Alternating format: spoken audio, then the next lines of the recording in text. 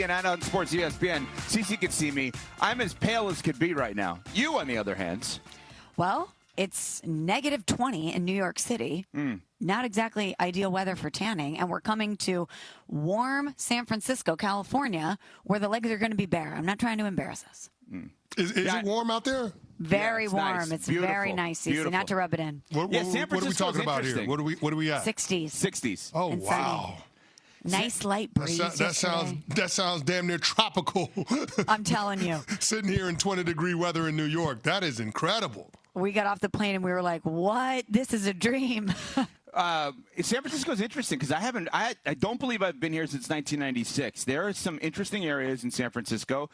Saw shoplifting in action yesterday, walking into a store. Rob Lorenzo, our social and digital director, and I don't even know if I told you this.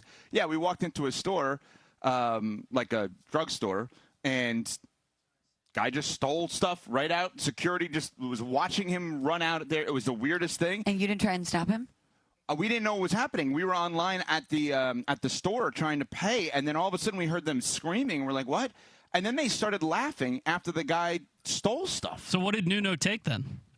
He took no. So Nuno was posing for pictures as well, all throughout San Francisco, from what I heard. Oh, from his fans? Yeah, it was a secret. Some of the places he posed in front of.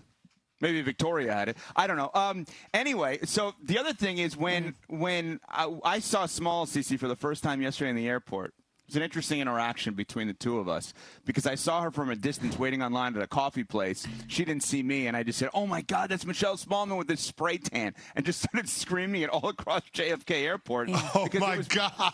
He's a real great teammate, CC. And then, by the way, you're just making a scene in the airport. That's right. The last place where you want to make a scene. That's right. That's right. He's like, that's Michelle Smallman with the spray tan. She's with ESPN. Can you also get me an egg sandwich while you're up there? That is true. Screaming across all so these you people. Embarrassed her and then asked for a salad?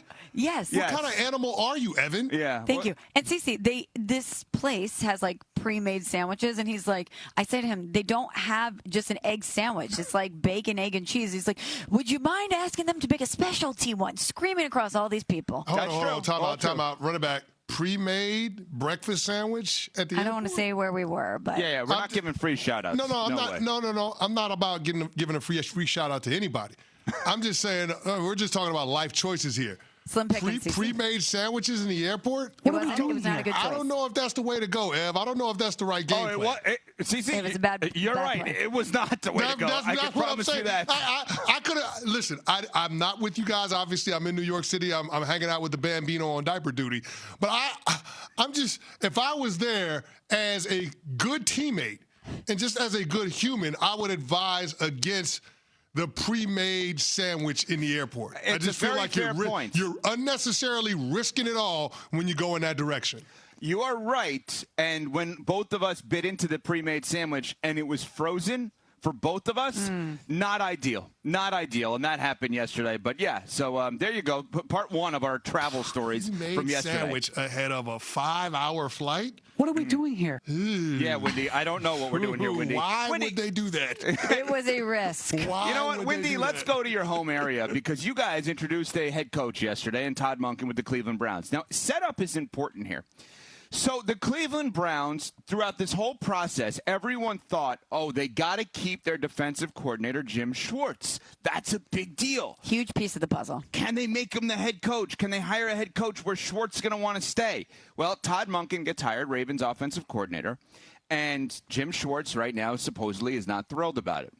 I'm going to guess after the press conference with Monken yesterday, he's a little bit less thrilled about it. Here is Todd Monken at his introductory press conference talking about the then, maybe now, defensive coordinator of the Cleveland Browns, Jim Schwartz. I didn't take this job because of Jim Schwartz. I have a lot of respect for Jim Schwartz, as I would hope he has for me. But I took it because of the players that are here, the ownership, Andrew Berry, and the ability to build this roster from the ground up on the offensive side. So, and I said this to the other guys. I didn't think I'd say it, but I'm going to say it. When I was preparing for the Cleveland Browns, I wasn't trying to chip Jim Schwartz. I was chipping Myles Garrett. And when I was sliding a protection to the outside backers or Grant Delpit that were blitzing off the edge, I was sliding the protection of the players. And when I was worried about throwing to the right against Denzel Ward or Tyson Campbell to the left, that's who I was worried about throwing at. Why? Why say it that way? What's the upside?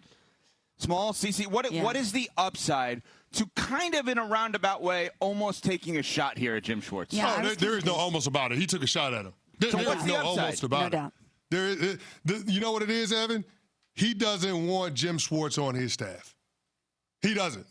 When you frame it in that way, when you go into such detail and saying I wasn't game planning for Jim Schwartz, that is disrespect. You can say with all due respect, but you showed Jim Schwartz no respect. And you made an untenable situation even worse because the guy that was orchestrating one of the best defenses in the National Football League this season and has what will be the reigning Defensive Player of the Year in Myles Garrett, who just set the single-season sack record. When you have so many prominent players like Grant Delpit and Tyson Campbell coming out and saying they wanted Jim Schwartz to be the head coach, when you have that type of dynamic and you attack the DC at the introductory press conference, who the Cleveland Browns were clearly interested in retaining, you let it be known that you don't want Jim Schwartz to be around, and you're hoping by continuing to poke the bear, Jim Schwartz does you a favor and decides he's not coming back. But why would you not want him to come back? Why would you want to plant your flag in this way? Obviously, this, to me, was a power move. I am in charge now. I know Jim Schwartz was in the mix to be the head coach. I know he is a very influential and important figure here, but I'm in charge now. That's the way I read Todd Monken's comments yesterday.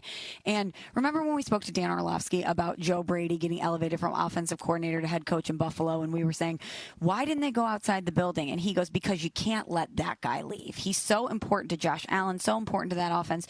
You can't let that guy leave. I kind of thought that's the route that Cleveland would go and elevate Jim Schwartz, because what has been working for Cleveland? The defense. Since Jim Schwartz has come over there in the past 3 seasons, they have one of the best units in the NFL. Since 2023, Cleveland has allowed the fewest yards in the league.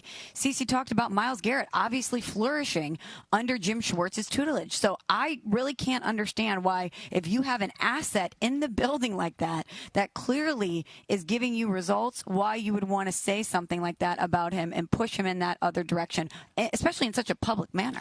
Let's just be real about all of this.